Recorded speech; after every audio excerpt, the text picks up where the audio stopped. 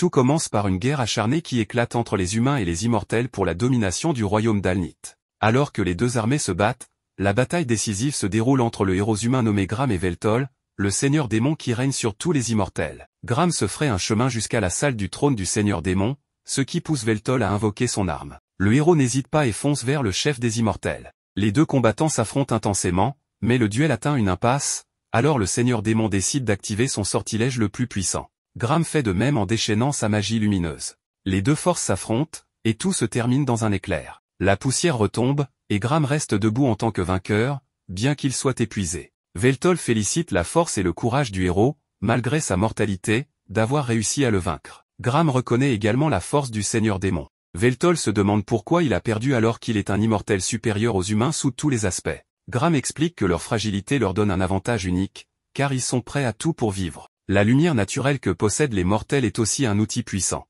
Le seigneur démon déclare que là où il y a de la lumière, l'obscurité doit également exister. Veltol promet d'apparaître indéfiniment dans cette obscurité pour les affronter. Gram jure d'être présent pour l'affronter à chaque fois. Veltol se désintègre à ce moment-là, et le héros rentre chez lui pour se reposer. Le seigneur démon se réveille après une longue pause et est accueilli par Machina, l'une de ses 6 compagnons sombres. Elle révèle qu'elle a attendu son retour pendant les 500 dernières années. Veltol sort du cercueil nu comme au jour de sa naissance, mais il s'équipe rapidement de son ancienne armure. Il est prêt à conquérir Alnith et à régner à nouveau, mais Machina lui annonce que le monde qu'il dominait autrefois a disparu il y a environ 80 ans. Alnith et la Terre, qui se trouvaient dans une autre dimension, ont fusionné, un événement connu sous le nom de la Fantaision, entraînant un bouleversement sismique. Durant les 3 premières années, 90% de la population a été anéantie, ce qui a conduit à l'effondrement des gouvernements nationaux, et les villes sont devenues des États indépendants avec leur propre forme de gouvernance. 2 grandes guerres ont éclaté entre ces cités-États, mais à l'heure actuelle, elles vivent une période de guérison de ces conflits. La Terre possédait une technologie avancée, tandis qu'Alnith maîtrisait la magie-technologie, ces 2 systèmes se sont naturellement fusionnés, entraînant des avancées rapides. L'année actuelle est l'an 2099 de l'ère fusionnelle. Veltol est stupéfait lorsqu'ils sortent dans le centre-ville, les énormes gratte-ciel, les lumières néons et les voitures volantes laissant le seigneur démon sans voix. Il ne peut pas croire que la civilisation mortelle ait autant progressé. Machina se fait bousculer par un grand gaillard alors qu'elle essaie d'empêcher le seigneur démon de s'éloigner. Veltol est choqué par l'insolence de l'homme qui ose entrer en collision avec l'un des 6 compagnons sombres. Le démon se prépare à lancer un sort pour faire payer les mortels pour leur insolence. Il exige qu'il contemple l'incantation magique que lui seul peut utiliser. Machina essaie de l'arrêter, mais il lance le sort vers le ciel, ne faisant que disperser les nuages. Tout le monde remarque qu'il s'agit de magie météorologique et commente qu'il y a toujours quelqu'un d'idiot qui fait quelque chose de stupide quelque part dans la métropole. Son sort est annulé, et une alarme se déclenche alors que Machina l'informe qu'il est interdit d'utiliser la magie suprême à l'intérieur de la ville. Elle le traîne en l'éloignant de la zone avant qu'il ne s'attire des ennuis. Veltol arrête de se plaindre de la fuite quand il remarque quelqu'un qui lui rappelle son ancien ennemi. Elle continue l'exposition une fois qu'ils sont en sécurité. Machina révèle que les immortels ont accepté un cessez-le-feu avec les humains après sa disparition. Lorsque la fantaisie s'est produite, les citoyens du royaume immortel se sont dispersés et ont déménagé dans les grandes villes. Les grandes industries ont lancé une campagne pour chasser les immortels. Machina insère une cartouche dans un dispositif à l'arrière de son cou et montre des articles rapportant que les immortels étaient traités comme des créatures viles plutôt que comme des personnes, ce qui a rapidement conduit au développement d'armes anti-immortelles. Cette invention a presque exterminé les immortels. Veltol veut savoir ce qui est arrivé aux autres membres des 6 compagnons sombres. On lui révèle que tous les piliers sont portés disparus. Xenol s'est sacrifié en se jetant sur l'ennemi pour permettre à Machina de s'échapper, car seuls elle et Ralshin savent comment ressusciter le seigneur démon. Veltol n'est pas surpris d'apprendre cela, sachant que la loyauté de Xenol a toujours été profonde. Il demande des nouvelles de Marcus, le dernier membre des 6. Machina devient nerveuse et tente de changer de sujet en offrant au seigneur démon une boisson pour apaiser sa gorge, irritée par l'air pollué. Elle sait que cela n'affecte pas son maître, mais elle le supplie tout de même d'attendre. Veltol apprécie les publicités sur les panneaux lorsqu'il remarque les terres dans l'air se rassembler autour de Takahashi. Elle claque des doigts et change toutes les publicités en vidéos indécentes. La femme rit doucement en se préparant à partir, mais Veltol attire son attention et lui demande pourquoi elle a fait cela. Takahashi fait semblant d'ignorer la question, jusqu'à ce qu'il lui fasse remarquer qu'il a vu les terres vaciller autour d'elle juste avant que les projections ne changent. Elle est stupéfaite d'apprendre qu'il a découvert son piratage à partir de ces fluctuations et refuse de le croire. Elle exige de savoir qui il est, alors Veltol ouvre grand les bras en proclamant qu'il est le seigneur démon. Takahashi pense qu'il plaisante et lui demande sa véritable identité. Il ignore sa demande en affirmant qu'il ne comprend pas le principe derrière ce qu'elle a fait, même s'il peut le percevoir, et qu'il peut dire qu'elle est une experte. En entendant cela, elle devient timide et essaie de se montrer modeste. Elle baisse sa garde et explique que ce qu'elle a fait s'appelle le piratage d'éther. Takahashi ajoute qu'elle prend des missions dangereuses et potentiellement mortelles parce qu'elle est une pirate d'éther. Il existe un défaut fatal dans le programme des affichages holographiques fabriqués par IMI, qui sont majoritairement utilisés dans la ville de Shinjuku. Elle donne ensuite une longue explication sur le fait qu'elle fait cela en guise de protestation contre IMI, qui impose des réglementations strictes et des filtres sur Internet. La hackeuse est d'avis qu'Internet devrait être un espace de véritable liberté. Mais Veltol n'a pas de temps à perdre avec ce qu'il considère comme des absurdités. Il veut seulement savoir où il peut trouver Marcus. Takahashi pointe l'un des plus hauts bâtiments, informant le seigneur démon qu'il pourrait y trouver sa cible. Il arrive à Ishimaru Heavy Magic Industries, alias IMI. Le seigneur démon se dirige vers la réceptionniste robotique en demandant Marcus. L'assistante de ce dernier, Kinohara, descend pour révéler qu'il l'attendait. Ils prennent un ascenseur où il apprend que la mascotte de l'entreprise, Ishari, est la créature qu'il a vue dans le hall. Kinohara révèle qu'il prévoit de lancer une campagne autour d'elle. Leur conversation s'arrête lorsqu'ils arrivent au dernier étage. Veltol entre, et Marcus remarque que cela fait longtemps. Veltol rappelle à son subordonné qu'il est irrespectueux de rester assis en s'adressant à lui. Marcus questionne le seigneur démon sur ce qui l'amène dans son bureau. Le seigneur démon est surpris qu'il ne célèbre pas sa résurrection et aborde le sujet principal, il veut que Marcus l'aide à reconstruire le royaume immortel pour qu'il puisse dominer le monde à nouveau. En entendant cela, Marcus éclate de rire avant de refuser simplement. Il ne s'adresse même pas à son roi avec respect, l'appelant simplement par son prénom. Veltol recule pour lancer un sort en réponse à cette insolence, mais Kinohara invoque son épée de dragon et coupe la main du seigneur démon alors qu'il esquive. Il est surpris de la voir utiliser la magie de forge d'armement, mais son patron lui ordonne de se retirer. Marcus note à quel point Veltol s'est affaibli, car dans le passé, cette coupure aurait été scellée aussitôt infligée, et il n'aurait même pas perdu une goutte de sang. Marcus pense que c'est une blague si Veltol croit pouvoir affronter son monde avec son pouvoir actuel. Il révèle que la foi et la peur qui donnaient à Veltol son autorité ont depuis longtemps disparu. Marcus n'a pas l'intention de se soumettre à un chef aussi faible et lui ordonne de disparaître de sa vue, mais il pourrait coopérer s'il le supplie. Le seigneur démon accumule son pouvoir en rappelant à Marcus qu'il ne peut pas le vaincre. Cependant, le sort de Veltol est immédiatement brisé à sa grande surprise. Marcus déclare qu'il est 2 étapes trop lent. Le traître révèle que l'implant Familia est la raison pour laquelle il peut lancer des sorts sans incantation, ce qui était auparavant une capacité exclusive à Veltol. Il est de notoriété publique qu'il faut 5 étapes pour activer la magie, l'initialisation, la construction, l'expansion, l'incantation et la proclamation. L'implant Familia permet de sauter 3 de ces 5 étapes. Ceux qui ont l'implant n'ont qu'à sélectionner la magie qu'ils souhaitent utiliser et l'activer avec une simple proclamation. Cela a rendu la magie accessible à des personnes de toute race et âge. Marcus révèle qu'il a conçu l'implant Familia de sorte qu'il ne puisse pas fusionner avec les corps d'êtres incorporels supérieurs comme Veltol, afin de conserver cet avantage. Il annule à nouveau le sort du seigneur démon lorsque celui-ci tente d'attaquer. Marcus reconnaît l'aptitude naturelle de son ancien maître à traiter la magie, mais son invention est plus rapide, rendant Veltol plus lent que tout le monde dans ce monde. Le seigneur démon veut savoir pourquoi Marcus fait tout cela. Marcus révèle qu'il ne lui a jamais prêté allégeance, il n'a jamais aimé Veltol parce qu'il était tyrannique, arrogant et supérieur à lui dans tous les domaines. Servir comme vassal pendant si longtemps l'a tourmenté. Veltol, essayant de garder son calme, se demande comment il a pu être aveugle à cette animosité. Le directeur de l'entreprise en a assez de son ancien maître et le projette du dernier étage avec son épée de sang, avant de le faire exploser pour s'assurer que le travail est bien fait. Il estime que le fantasme de l'ancien seigneur démon touche à sa fin, ce qui signifie qu'il peut désormais devenir le véritable seigneur démon. Kinohara souhaite discuter du plan de commercialisation de leur mascotte, mais Marcus lui dit de soumettre ses idées lors des réunions de planification.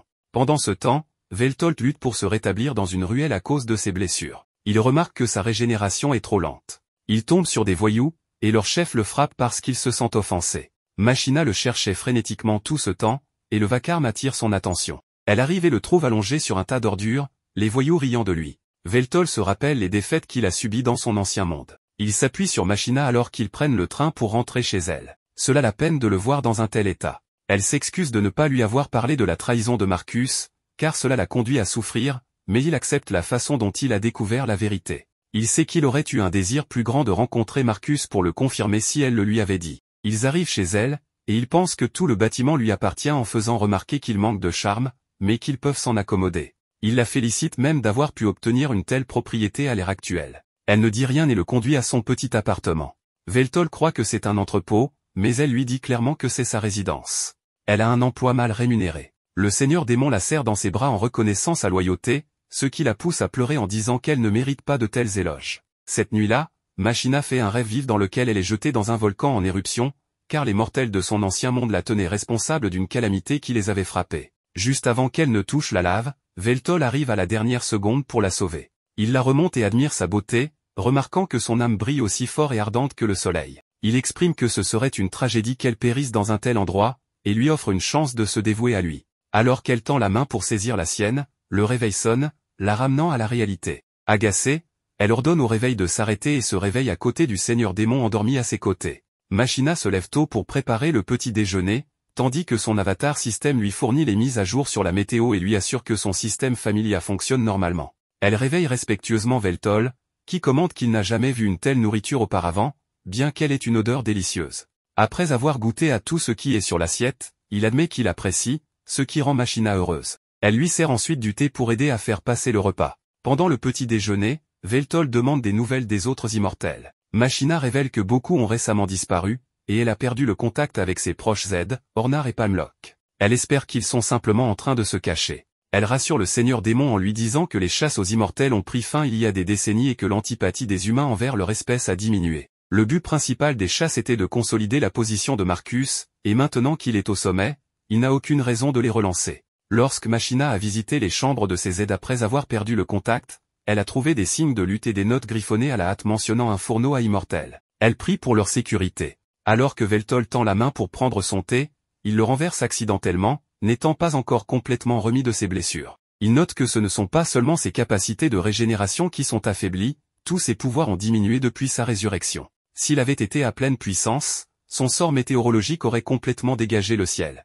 Machina explique que la foi en lui a décliné à l'époque moderne, il n'est mentionné que dans les discussions historiques, et peu de gens le révèrent encore. Veltol la rassure, promettant de reconstruire progressivement son culte, et utilise un sort pour nettoyer le thé renversé. Se sentant agité, Veltol décide de ne pas rester inactif, alors Machina lui propose de faire du shopping. Ils se rendent dans un magasin de vêtements pour lui trouver de nouveaux habits. Veltol monte sur une plaque de scan 3D pour prendre ses mesures, et bien que Machina aurait préféré préparer des vêtements de meilleure qualité, Veltol est satisfait. Elle demande au système de sélectionner la meilleure tenue dans son budget, et Veltol apprécie un survêtement assorti à un t-shirt Seigneur Démon. Il est surpris lorsque le paiement est automatiquement déduit de son compte de manière numérique. Après cela, il s'arrête pour manger, et Veltol admet à contre-cœur que malgré la trahison de Marcus, le système familia est révolutionnaire. Machina est d'accord, notant que ses fonctions basées sur la magie, ainsi que la capacité de recueillir des informations et de communiquer instantanément sans appareils externes, ont transformé la vie quotidienne. Veltol examine le dispositif sur elle, et elle avoue que bien que cela lui ait paru étrange au début, elle s'y est habituée. Bien qu'il ne soit pas indispensable, il rend la vie nettement plus facile. De retour à la maison, Veltol annonce son intention de commencer à travailler. Machina s'oppose à l'idée, estimant que de telles tâches sont indignes de lui et se porte volontaire pour prendre des heures supplémentaires pour les soutenir. Cependant, Veltol insiste sur le fait que les temps ont changé, et qu'il doit s'adapter. Il ne la laissera pas porter seul le fardeau de pourvoir à leurs besoins. Il a toujours des ambitions de conquérir le monde, mais il sait qu'il ne peut pas y parvenir seul. Veltol demande à Machina si elle est prête à renouveler son serment de loyauté. Sans hésitation, elle le fait. Le jour suivant, Veltol part à la recherche d'un emploi. Machina souhaite l'accompagner, mais il lui rappelle que ses revenus actuels sont leur source de survie, alors elle doit se concentrer sur son travail et cesser de s'inquiéter. Elle lui donne un téléphone contenant un peu d'argent pour qu'il puisse s'acheter à manger. Le dispositif permet aussi à Machina de le suivre et il peut la contacter en cas de besoin. Le téléphone est équipé d'une alarme qui se déclenche si un bouton est pressé. Plus tard, en regardant le téléphone, Veltol se sent traité comme un enfant. Il se retrouve seul en ville, se demandant comment il va trouver un emploi. Il se lève soudainement et crie qu'il cherche un travail et est prêt à travailler. Un homme s'approche de lui et lui explique qu'il doit se rendre à la guilde commerciale s'il souhaite trouver un emploi. En réalisant que Veltol ne sait même pas ce qu'est une carte d'identité de citoyen, l'homme en déduit qu'il pourrait être un immigrant illégal. Il lui donne un CV à remplir et à apporter à la guilde commerciale, précisant que c'est mieux que de se présenter les mains vides. Il lui conseille également d'éviter les entreprises sous la direction de Limi, car elles n'ont pas bonne réputation en matière d'emploi. Veltol se rend donc à la guilde et passe un entretien à un bureau de placement. Il met en avant toutes les compétences acquises durant son temps en tant que seigneur démon, mais cela ne suffit pas pour obtenir une offre d'emploi. Il rentre chez lui, où Machina le réconforte, car il se sent incapable de réussir dans cette époque. Elle lui assure que ce sont les mortels qui sont trop ignorants pour comprendre sa grandeur. Veltol lui demande si elle connaît quelqu'un qui pourrait lui donner des conseils. Elle lui répond qu'elle connaît une personne. Le seigneur démon est surpris qu'elle ait réussi à se faire un ami. Elle envoie un message, et ils décident de se rencontrer dans un café. Veltol est stupéfait de découvrir que cette personne est Takahashi. Ce dernier n'arrive pas à croire que les histoires de Machina sur le Seigneur Démon étaient vraies. Machina parlait toujours de sa résurrection. Le hacker considère comme un ami, puisqu'il est proche de Machina. Veltol remarque que le familia de Takahashi est différent de celui de Machina. On découvre que Veltol possède une capacité appelée Yeux de la sagesse, qui lui permet d'utiliser le flux de mana pour comprendre la composition de n'importe quel objet qu'il touche. Takahashi devine que c'est ainsi que Veltol a pu détecter son hacking. Veltol admet qu'il a une idée générale du fonctionnement du familia, mais qu'il ne peut pas l'analyser complètement. La conversation change de sujet lorsque Machina demande à son ami s'il peut trouver un travail à Veltol. Il leur apprend qu'il a été rejeté par la guilde parce qu'il n'a pas de familia. Le démon explique clairement qu'il ne peut pas se faire implanter un tel dispositif. Il exprime son désir de faire en sorte que son existence soit connue dans le monde entier. Takahashi, remarquant son apparence physique et sa manière unique de parler, lui suggère de devenir streamer. Rapidement, le Seigneur Démon se présente au monde après avoir mis en place son équipement. L'histoire continue avec le roi démon Veltol qui regarde la télévision, totalement fasciné, car c'est la première fois qu'il voit une telle chose. Takahashi lui explique qu'il s'agit de streaming en direct, où les gens diffusent en jouant à des jeux vidéo, en parlant, en chantant, ou en faisant n'importe quoi pour gagner de l'argent grâce aux publicités et aux dons des spectateurs. Une fois célèbres, ils peuvent même décrocher des contrats. Veltol exprime l'envie d'essayer quelque chose de similaire malgré sa compréhension limitée. Takahashi le rassure, affirmant que c'est en fait assez simple, l'équipement est peut-être un peu vieux, mais c'est ainsi qu'il a commencé, et il peut lui prêter son ancien matériel YouTube. Dès que Veltol commencera à gagner de l'argent, il pourra acheter du matériel de meilleure qualité. Cependant, Machina exprime ses inquiétudes, refusant que Veltol se lance dans un travail aussi risqué et instable. Elle souligne qu'une chaîne peut être fermée du jour au lendemain, ce qui arrive souvent. Takahashi l'encourage en affirmant que Veltol a une personnalité incroyable et une voix fantastique, ce qui lui permettra de devenir célèbre rapidement. Lentement, Machina commence à se laisser convaincre et demande à Veltol ce qu'il en pense. Veltol réfléchit un moment avant de déclarer qu'il devrait essayer. La scène se déplace ensuite chez Machina, où Veltol parle du réseau Ether. Il le décrit comme un moyen permettant à chacun de partager ses points de vue sans restriction de temps ni de lieu, capable de diffuser de l'information et d'influencer bien au-delà de ce qui était possible de son vivant. Il affirme cependant qu'il est pratiquement impossible de discerner la vérité dans le flot écrasant d'informations partagées, et que les gens sont emportés vers une conscience collective sous le prétexte de la liberté. Cette prise de conscience partagée devient teintée de paresse et de malveillance, les entraînant vers le fond. En d'autres termes, ce monde peut être dirigé vers n'importe quelle fin jugée appropriée. Alors qu'il se tourne vers Machina, il la trouve en train de siroter un jus, à peine attentive. Elle s'excuse en expliquant que cette posture est la forme ultime d'excuse. Il lui dit de se lever, ajoutant qu'elle n'a pas besoin de faire cela. Elle le remercie, exprimant qu'après avoir vécu seule si longtemps, elle ne se sent plus seule maintenant qu'il est là. Elle s'excuse à nouveau pour son comportement impoli, et il la rassure, affirmant que chacun a sa propre nature. Plus tard, Takahashi arrive et livre le matériel via des drones, affirmant que cet équipement devrait convenir. Machina reste inquiète quant à la rentabilité d'un live stream. Takahashi la rassure, lui rappelant leur amitié de longue date, et propose d'essayer avec Veltol. Ce dernier installe rapidement l'ordinateur, prend les manettes et essaie un jeu, mais échoue immédiatement en trouvant cela très difficile. Il persévère malgré de nombreux échecs. Machina remarque que les chances de succès semblent s'amenuiser si cela continue ainsi, mais Takahashi répond que ce n'est pas totalement vrai, car ce genre de lutte peut être très attachant. Elle souligne que Veltol est beau et a une voix charmante, et que les compétences viendront plus tard. Elle rappelle que ce ne sera pas facile, car environ 5 millions de streamers existent dans le monde, et moins de 1% gagnent suffisamment pour vivre confortablement. Il commence à réfléchir à la meilleure façon de lancer ses streams. Machina suggère qu'il partage un de ses discours de guerre de l'époque où il régnait. Veltol tente en déclarant « Mortels insensés, préparez-vous à la terreur. Je suis le roi démon, venu vous offrir le plus grand moment de vos vies limitées en apportant le chaos de la guerre. » Machina applaudit ses paroles passionnées, et Takahashi estime qu'ils sont sur la bonne voie, mais que cela doit être plus divertissant. Elle décide de lui enseigner les bases du streaming. Elle lui montre comment faire un bon stream, diffusé quotidiennement ou au moins régulièrement pour que la chaîne grandisse rapidement, même si personne ne regarde au début, continuer à parler du contenu du jeu, éviter de rester silencieux, et se méfier des comportements sexuellement explicites ou discriminatoires, qui pourraient avoir des conséquences négatives, voire entraîner la suspension du compte.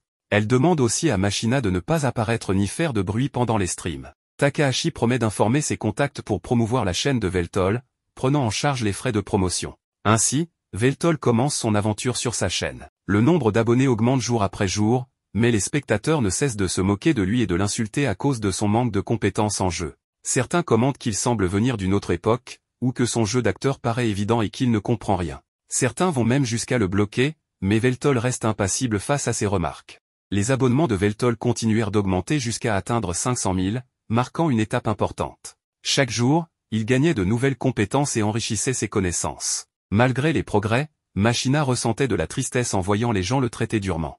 Veltol la rassura en lui disant qu'il était habitué à ce genre de traitement et qu'il savait dès le départ que ce ne serait pas facile. Il précisa que ce n'était que le début. En moins de 10 jours, il atteignit 1 million d'abonnés. Veltol salua ses abonnés avec enthousiasme en leur demandant comment s'était passée leur journée, se présentant comme le roi démon. Il commença à jouer, animé par l'excitation, car les gens commençaient à l'apprécier. Veltol, heureux de ses progrès, décida de sortir se promener. Machina lui proposa de préparer le dîner pour son retour. En se promenant dans les rues, Veltol aperçut une silhouette familière de son passé, Graham. Cette rencontre fit remonter des souvenirs vieux de 500 ans, à l'époque où Graham s'occupait de sa sœur malade. Il avait promis de rapporter des herbes médicinales pour la soigner, et son père lui avait donné une épée pour se protéger, car la forêt regorgeait de créatures dangereuses. Graham était parti, avait affronté des menaces, et avait récupéré les herbes. Mais à son retour, toute sa famille a été décimée par l'armée du roi démon. Dans le présent, Veltol et Graham s'assirent pour partager un repas. Veltol s'étonna de voir à quel point la nourriture s'était améliorée par rapport à ce dont il se souvenait. Graham exprima son incrédulité en mangeant aux côtés de l'ennemi qui avait tué sa famille et ses amis. Veltol répondit qu'il partageait ce sentiment, ayant perdu de nombreux partisans à cause de Graham. Cependant, il avoua ne ressentir ni colère ni haine à son égard, et se montra curieux de savoir comment Graham était encore en vie, sans être immortel. Il rappela que Graham, après l'avoir vaincu, avait évoqué la beauté de la vie à travers la lutte pour tirer le meilleur parti du temps limité. Graham expliqua qu'il n'était pas immortel, mais qu'il avait reçu la bénédiction de la jeunesse éternelle en récompense de sa victoire. Après cela, il avait été banni et contraint de tuer de nombreux êtres, immortels et mortels. Il précisa qu'il n'y avait plus de place pour un héros dans un monde qui n'en avait plus besoin. Graham interrogea ensuite Veltol sur les raisons qui le poussaient à rechercher la domination mondiale. Veltol expliqua qu'il souhaitait instaurer la paix en mettant fin au conflit entre mortels et immortels, ces derniers ayant été persécutés et craignaient à cause de leur nature. Graham n'était pas d'accord, mais remercia Veltol pour le repas et partit. En s'éloignant, Veltol murmura que l'existence de Graham prouvait en quelque sorte la sienne. Dans une autre scène, Veltol marchait dans la rue lorsqu'il entendit Takahashi en pleine dispute. Elle exigeait une augmentation du paiement pour s'occuper des Yakuza, sinon elle refuserait le travail. L'homme, arrogant, provoqua la colère de Takahashi, qui le qualifia de lâche.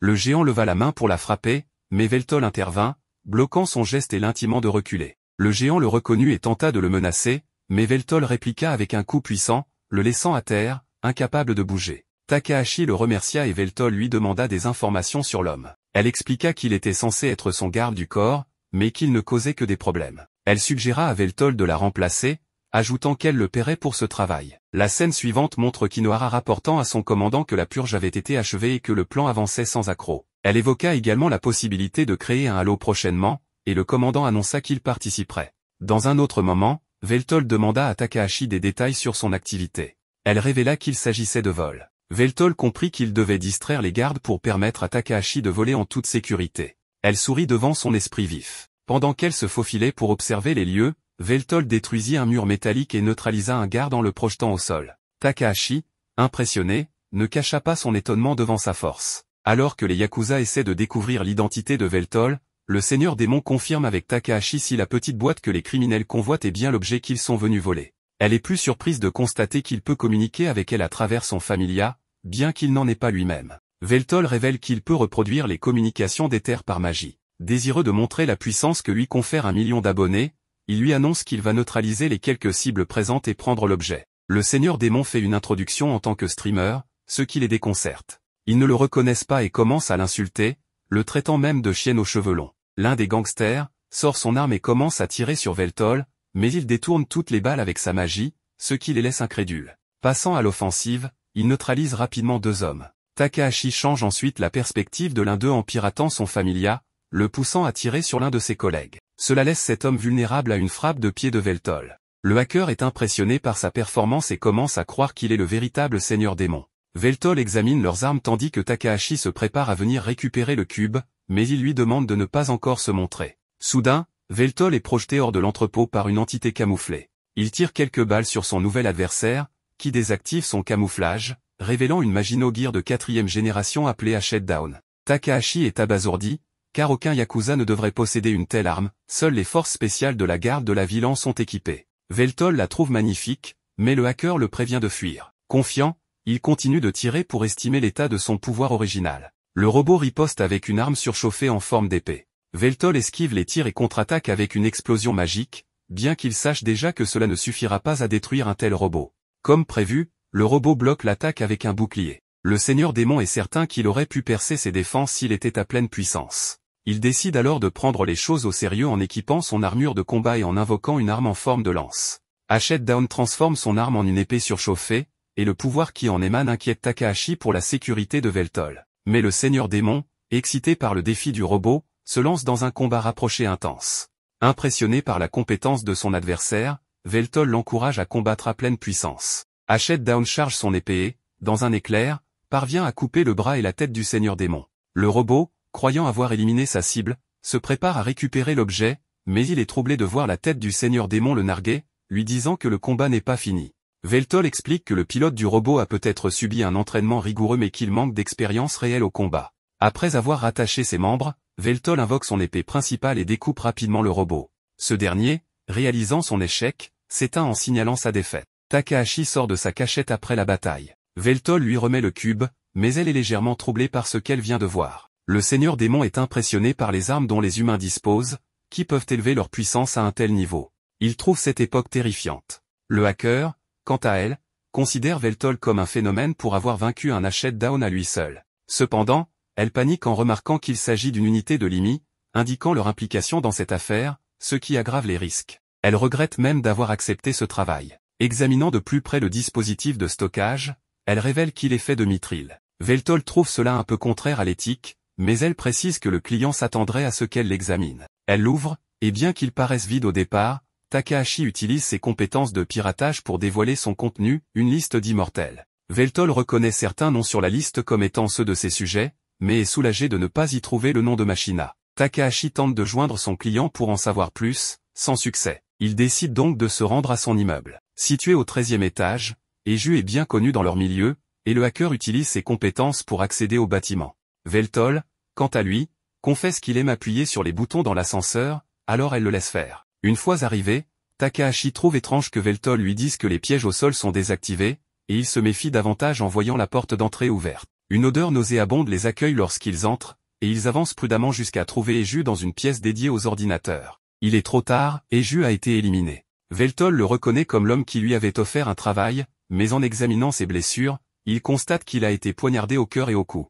Les blessures semblent dater de plusieurs jours, ce qui indique un meurtre professionnel. Takahashi suppose que quelqu'un aurait pu engager un assassin par vengeance, mais cela n'explique pas la destruction de son familia. Ils en concluent que l'objectif principal était probablement de voler les informations du dispositif de stockage. Le hacker pense que cela pourrait être lié au travail qu'elle a accepté. Elle est convaincue qu'Eju avait stocké des données ailleurs, car le familia, toujours en ligne, est le pire endroit pour cacher des informations. En cherchant un peu, elle découvre un compartiment caché contenant un ordinateur portable. À sa grande surprise, il n'y a pas de mot de passe, mais tous les fichiers semblent corrompus.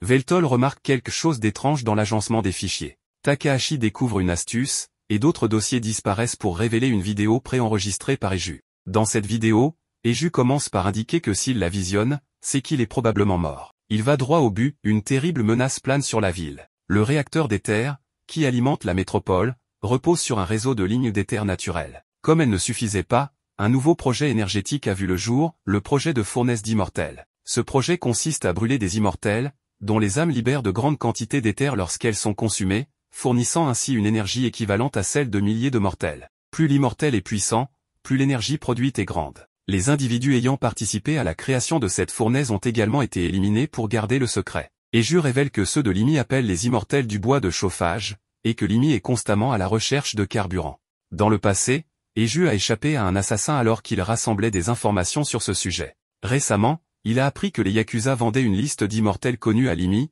ce qui indique qu'il manque de bois. Enragé d'entendre cela, Veltol réalise l'ampleur de l'horreur qui se cache derrière ce projet. Takahashi propose de signaler le corps de Eju à la garde de la ville pour qu'il s'en occupe. En quittant les lieux, Veltol essaie de joindre Machina pour la tenir informée, mais elle ne répond pas, laissant Veltol envahi par un sentiment de crainte. Pendant ce temps, un drone espionne l'appartement de Machina, toujours en sécurité à l'intérieur, mais sans se douter des événements qui approchent.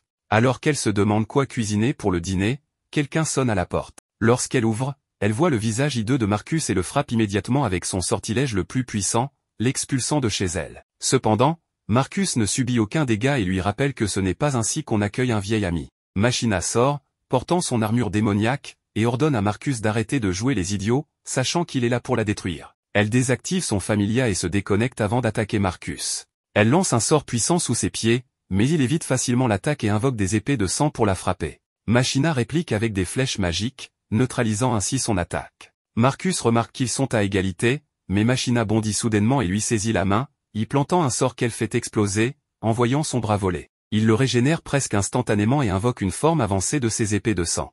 Machina se protège avec une barrière magique, mais Marcus fait exploser les épées avec un claquement de doigts. Malgré l'ampleur des explosions, Machina reste indemne et plaisante qu'elle aurait dû souscrire une assurance incendie pour son domicile, précisant qu'elle enverra la facture à Amy. Une voix lui répond de l'envoyer directement au PDG. Soudain, la secrétaire de Marcus surgit de la fumée pour attaquer Machina, mais cette dernière esquive grâce à un sort d'illusion, sachant bien que Marcus n'aurait pas osé venir seul. Alors qu'elle est sur le point de se débarrasser de la secrétaire, Marcus utilise une capacité spéciale de son familia pour interrompre son sort, et la secrétaire en profite pour la poignarder dans le dos, l'immobilisant au sol. Machina perd toute sa force, incapable de bouger, tandis que Marcus félicite sa secrétaire, qui lui reproche d'avoir été trop joueur et de ne pas avoir désactivé la familia de Machina dès le début.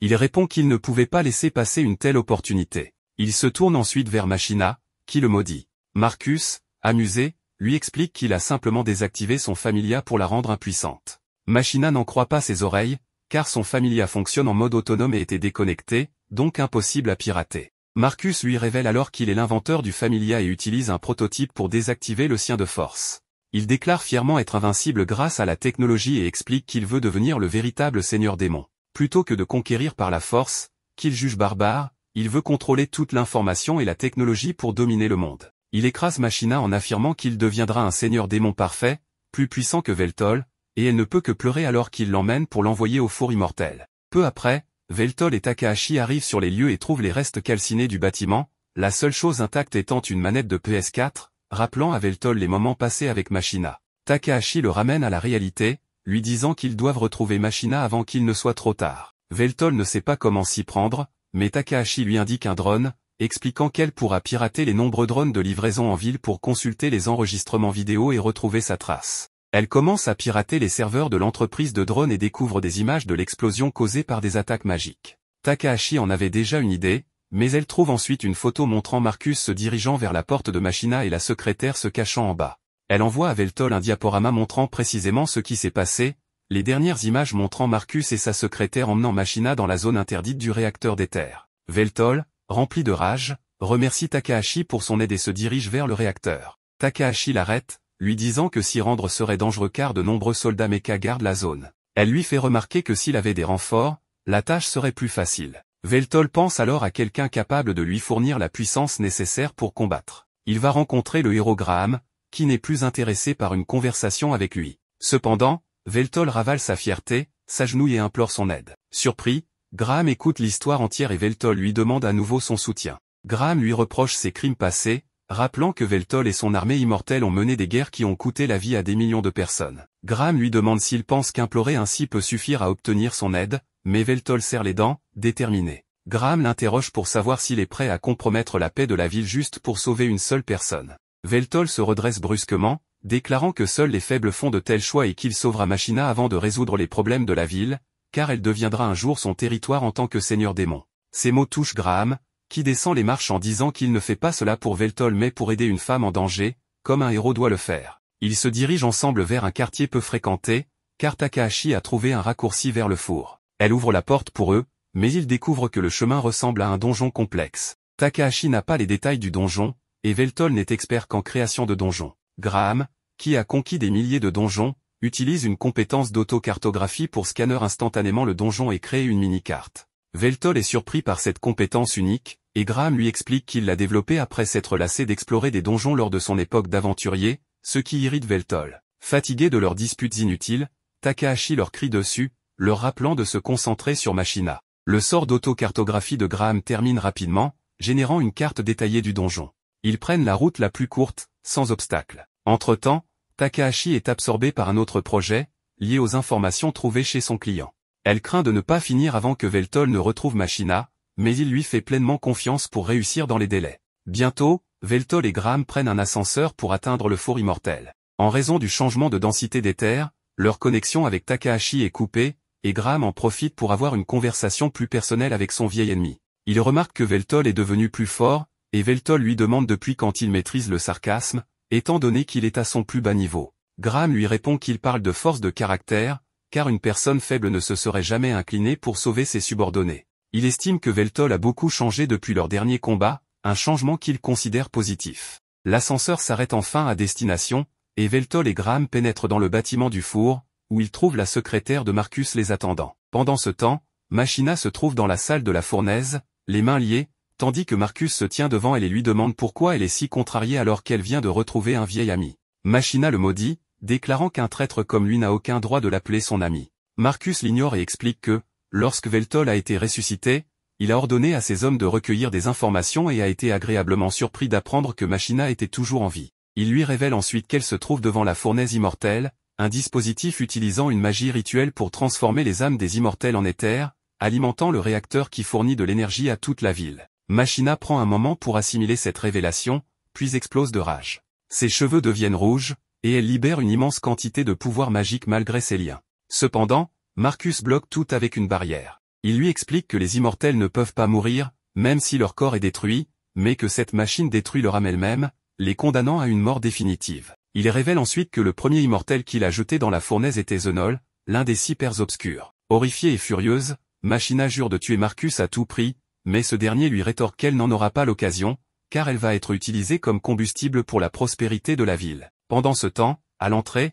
la secrétaire Kinohara retient Veltol et Graham. Elle remarque qu'elle ne s'attendait pas à voir le seigneur démon en personne, et encore moins accompagné du héros. Graham dit à Veltol d'avancer pendant qu'il s'occupe de Kinohara. Bien qu'il soit passé son apogée, il prétend qu'il peut facilement gérer une femme qui devrait manier un couteau de cuisine plutôt qu'une épée. Veltol le traite d'idiot misogyne et le prévient de ne pas être trop sûr de lui, car Kinohara pourrait rivaliser avec Zenol en termes de maîtrise de l'épée. Graham, sûr de lui, affirme que ce sera un jeu d'enfant et dégaine son épée rouillée. Kinohara, offensé, le traite de fantôme avant de se déplacer rapidement derrière lui, dégainant son épée et attaquant dans le même mouvement. Graham part son attaque, et Veltol en profite pour entrer. Kinohara tente de le suivre, mais Graham lui barre la route et la repousse d'un coup d'épée. Veltol lui dit de ne pas mourir durant ce combat, tandis qu'il saute dans le vide. Kinohara déclare à Graham que son époque est révolue et qu'elle va le reléguer au passé. Elle active alors un sort semblable à une expansion de domaine, aveuglant Graham avec une lumière éclatante avant de l'attaquer et de l'envoyer contre un mur. Graham en sort indemne,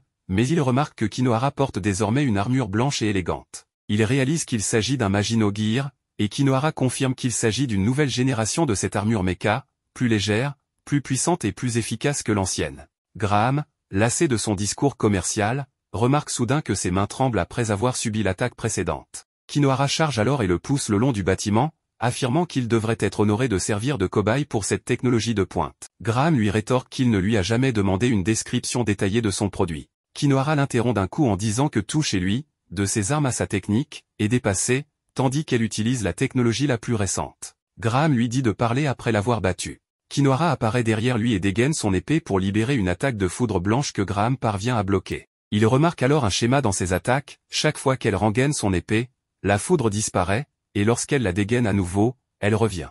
Avec cette observation, Graham bloque facilement ses assauts. Il admet que la technologie a beaucoup évolué depuis sa dernière bataille, mais que ce n'est pas suffisant pour le vaincre. Il repousse Kinohara d'un coup de pied et remarque qu'elle doit rengainer son épée entre chaque attaque pour activer son pouvoir. Kinohara le félicite pour son sens de l'observation, mais lui dit que, malgré tout, être aussi perspicace que Sherlock Holmes ne lui servira à rien.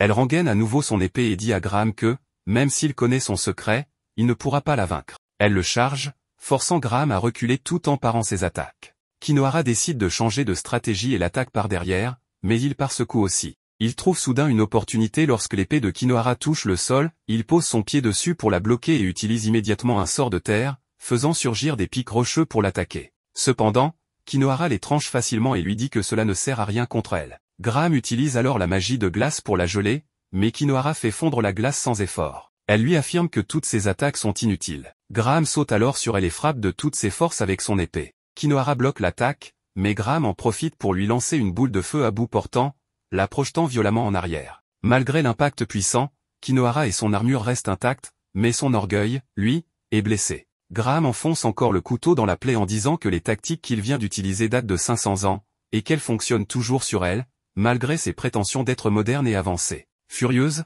Kinohara charge sur Graham de manière imprudente, et cette fois, il réussit à la toucher. Elle commence alors à préparer son attaque la plus puissante, prête à le tuer, en affirmant que son épée rouillée ne pourra pas arrêter cette attaque. Graham répond que, bien que son épée soit rouillée, tant qu'il y aura quelqu'un qui a besoin de lui en tant que héros, elle brillera à nouveau. Il appelle son épée à se réveiller de son sommeil, et les sceaux magiques qui l'entourent se brisent un à un, révélant sa véritable forme dorée. Kinohara, toujours confiante, charge à nouveau. Mais Graham active le pouvoir doré de son épée et libère une attaque puissante. Une lumière dorée envahit la pièce, et lorsque tout redevient calme, l'épée de Graham est vidée de son énergie, tandis que Kinohara est à genoux. Graham remarque que son armure est vraiment incroyable pour avoir résisté à un coup pareil. L'armure disparaît alors, laissant Kinohara tenir son épaule blessée. Elle demande à Graham pourquoi elle a perdu, mais il lui dit plutôt de se demander pourquoi il a gagné. Irritée, elle insiste, mais Graham répond que c'est grâce à son expérience, bien supérieure à la sienne. Kinohara lui demande ensuite pourquoi il ne va pas aider Veltol. Graham, sûr de lui, répond que Veltol n'a pas besoin de son aide pour gagner. Kinohara lui rétorque que Marcus est bien trop puissant, et que sans une familia, Veltol n'a aucune chance contre lui. Elle admet même qu'elle-même ne pourrait pas affronter Marcus sans son armure. Graham rit et affirme qu'elle sous-estime le Seigneur Démon. Il ajoute qu'il est probablement le seul être vivant à connaître l'atout secret de Veltol. Si Marcus le voit, il risque de pleurer comme un enfant. Kinohara ne comprend pas, mais Graham lui garantit que Veltol remportera le combat. Leur discussion est interrompue par une attaque surprise venue d'en haut. Graham réagit rapidement en créant une barrière magique pour se protéger, lui et Kinohara. Il découvre que les mechas qui les attaquent appartiennent à la compagnie de Kinohara, ce qui la choque. Graham comprend que ces mechas veulent se débarrasser d'eux et se prépare à les affronter. Pendant ce temps, dans la salle de la fournaise, Marcus étrangle Machina près du fourneau. Il explique qu'il n'a qu'à la laisser tomber dedans, où elle sera transformée en énergie pour la ville. Il la lâche, et alors qu'elle tombe, Machina pense à Veltol, regrettant de ne jamais lui avoir avoué son amour. Soudain, une masse sombre descend du plafond et la sauve. Elle ouvre les yeux et se retrouve dans les bras de Veltol, qui lui dit qu'il est là pour la sauver.